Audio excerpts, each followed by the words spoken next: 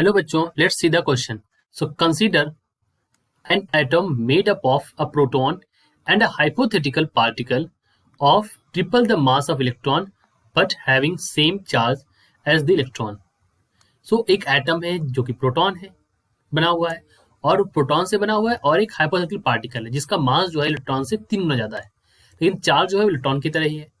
फिर फर्दर कह रहे हैं कि apply the Bohr model and consider all possible transitions of this hypothetical particle from the second excited state to the lower states. Bohr model का application करके हमें ये ट्रांजिशंस के बारे में यहाँ पर हाई सेकेंड स्टेट से लोअर स्टेट में बात करनी है. देखिए सेकेंड एक्साइटेड स्टेट बोला यहाँ पर, remember it is second excited state to lower states. The possible wavelengths emitted are given in the terms of Rydberg constant that is R for the hydrogen atom. तो ये हमारी जो wavelength है उनकी values यहाँ पर दे रखी है और हमें बताने की कौन सी वैल्यू यहाँ पर करेक्ट है, मतलब इनमें से कौन सी करेक्ट है. 4 वैल्यूज दे रखी है, राइट. सो इस क्वेश्चन के लिए जो हमारा की कॉन्सेप्ट होगा वो होगा यहाँ पर that we should know the value of Rydberg constant. तो रिडबर्ग कांस्टेंट यानी कि जो आर होता है इसकी वैल्यू होती है m e to the power 4 8 epsilon nought square h cube c. यहाँ पर m मास है, epsilon nought permittivity of free space, h Planck constant है यहाँ पर और c यहाँ पर स्पीड ऑफ लाइट है, ये परमिटिविटी है. तो अगर आप देखें तो जो रिडबर्ग कांस्टेंट है, जो हमारा रिडबर्ग कांस्टेंट है यहाँ पर, that Rydberg constant is directly proportional to mass of electron. किसके डायरेक्टली प्रोपोर्शनल है? मास ऑफ इलेक्ट्रॉन के. ये हमारा यहाँ पर की कॉन्सेप्ट है. अब देखिए यहाँ पर इन्होंने कहा है कि सेकेंड एक्साइटेड स्टेट से लोअर स्टेट के लिए. सो सेकेंड एक्साइटेड स्टेट कौन सी होती है? n इज इक्वल टू 3 जो है वो हमारी सेकेंड एक्साइटेड स्टेट होगी और इससे लोअर स्टेट में हमें ट्रांजिशन करना है. यानी कि जो हमारा वेवलेंथ के लिए फॉर्मूला बन जाएगा 1/λ is equal to z into R, right. So z यहाँ पर क्या है? इन्होंने कहा है ट्रिपल द मास. सो यहाँ पर r इंटू जेड होता तो यहाँ पर हो जाएगा 3r, right, into 1/n1 square that is n square minus 1/3 square.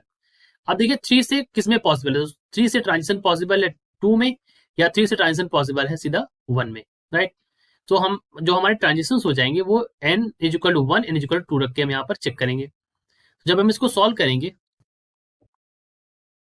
1/λ is equal to यहाँ पर अगर हम रखें 3r इंटू 1/1 स्क्वायर माइनस 1/9, इसको सॉल्व करेंगे तो वैल्यू हमारी क्या हो जाएगी? यहाँ पर वैल्यू हो जाएगी 3 यहाँ पर रखेंगे तो लेमडा अगर हमें निकालना है तो लेमडा की वैल्यू यहाँ पर आ जाएगी हमारी. Let me make it clear, right. यहाँ पर हो जाएगा 3r 1 minus 1/9 that is equal to 8/9. So 1/λ value हो जाएगी यहाँ पर 1/λ is equal to 3r into 8/9. So lambda की वैल्यू हो जाएगी यहाँ पर 3/8r. ये हमारी एक लेमडा की वैल्यू एक आ गई, राइट. फर्दर हम चेक करते हैं 1/λ.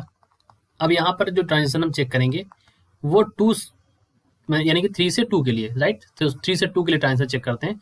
सो 3r 1/4 माइनस 1/9, क्योंकि 3 से 2 के लिए तो 1/4 माइनस 1/9.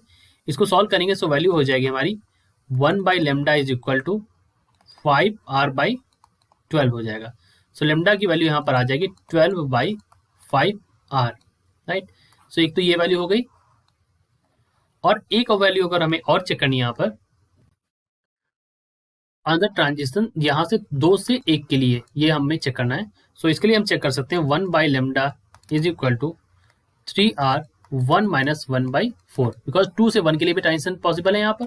सो 1/λ अगर निकालेंगे तो इसके लिए वैल्यू आ जाएगी हमारी 3r into 4 minus 1 that is into 3/4, right.